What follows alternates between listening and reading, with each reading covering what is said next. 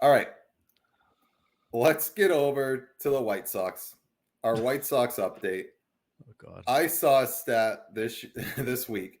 They have been swept 20 times in a 3-game series this season. Their current losing streak is at 11. So they are at 108 total losses. I mean, that had 20 sweeps that has to be, if not a record. I mean, it's got to be close to a record, right? God, I hope. Yeah. That's pretty atrocious to get swept 20 times. That's so many sweeps. Yeah, I don't know. So here we go. Top 5 total sweeps in one season. New York Mets during 1962, 23 times. Oh, San Diego Padres during the 1969 season, 22 times. Detroit Tigers in 2003, 21 times. And Philadelphia Phillies during 1961, 20 times. So that's where the White Sox sit. jeez. And so the record is the Mets with 23. 23. And the How White many Sox series are left? Yeah, the White Sox are on pace for that for sure. You figure they've probably got 8 or 9 series left, right? They got just under 30 games. So you figured 9, probably 9-ish series left. How many 3 games, right? It depends on how many 4s are in there, but yeah. I mean, the law of baseball averages says that's impossible. Like, baseball can be a fluky game. It is a fluky game. Not it can Right. be. It is a fluky game. Right. And It's why you play series, dude. It's why you play series. Right. It's a game that lends itself to like, hey, we have a good matchup. We're going to win this one. That's why you play series. And the fact that they just never have good enough matchups to win in 20 series is insane. Well, that ball that Andrew Vaughn hit for a walk-off that Travis Janikowski brought back, my God, that was one of the best catches of the season. He climbs the wall, reaches over, says, sorry, White Sox, you're not winning this game either. Like, that's terrible, man. And that ball's like so clearly gone. Like, I mean, he was well over the wall when he caught it. Yeah. And that's just the season. That's when you're that bad. That's the kind of season you have when you get a walk-off taken away. And then I'm pretty sure they lost it the following inning. Yeah. That's absolutely brutal. Baseball gods clearly hate you when that happens. Yeah, it's bad, man. I got nothing else.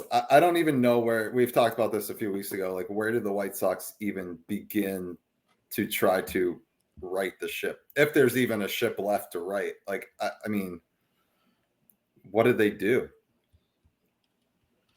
Yeah, so they are currently on pace to lose 126 games at 31 and 108. That would make them 6 games worse than the worst team of all time. Like, it's not like it's close. Like, they're on pace to be 6 games worse than the worst team of all time. And there's no, you've lost 11 in a row. You're on another double-digit losing streak. You've lost 11 straight. You're a negative 300. There's nowhere to go. There's no minor league full of studs. There's no players that are going to be signing contracts to come there. Like, this ball club's basically become like the island of misfit toys. You're not going to attract superstars to come there. You've got nobody in the minor leagues coming. Like, this is what they are. This is what they're going to be for a little while. This is not like we'll be good again in a couple of years. Like, this is a multi-year turnaround to get back to some semblance of good baseball. Yeah. They need to get like a manager that's like old school, been there, done that, like a Tony La Russa type of manager to come in and change the culture in Chicago. That's what they need, and then that's what the Rangers did with Bochy. Yeah, that's right, exactly. So like maybe like a Tony La Russa type of guy that stays awake. Chicago. That'll change all the things. Yeah, it's tough, and it's going to be tough going for them for quite a while. I don't see that organization turning it around anytime soon. No, the cupboard is bare, and there's nobody coming to help them.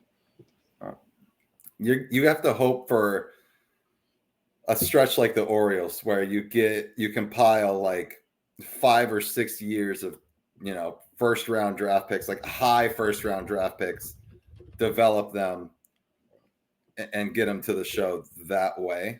Because like you said, there's no trade pieces. Like how The problem is you got to hit on the picks. Hit on the picks, and even the Orioles were never this bad, but they hit on the picks. I mean, that's what it comes down to. Yeah, you got to hit on the picks. Yeah, 1,000% agree. All right, let's talk about a good team. So hang on. So the White Sox are currently ranked as the 11th ish farm system, but they've been in the last 12 months. They've been ranked as low as 20. They have 4 guys of note, two pitchers, a shortstop, and a catcher. Yeah, Montgomery, right? Colton Montgomery. Yeah, Colton Montgomery. Yeah, he's really the only. He's the guy that kind of put them back on. They went from 20th to 11th when they identified his talent. But again, like these are guys that are low minor leagues that are years away. Yeah. Well, Montgomery's in AAA Charlotte. I saw him when I went over to see Jackson Holiday and Kierstead there before they got called up. But so I know he's there. But otherwise than that Charlotte Knights team is not anything to write home about. No, and the other guys they rank highly are AA or lower. Yeah. So. But like one pitcher is not going to change things for you. Like you've got to get players that want to come there.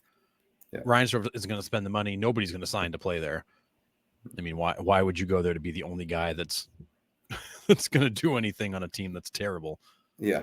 Well, I mean, and the guys that they did sign have been absolute flops. You look at that Benintendi contract, and that kind of starts the snowball rolling, right? Like you get a guy that comes in and just flops, and you're like, well, we just spent all this money on this guy, and it's not helping our team. Like, now what? Now we're kind of stuck with this long contract, a lot of money.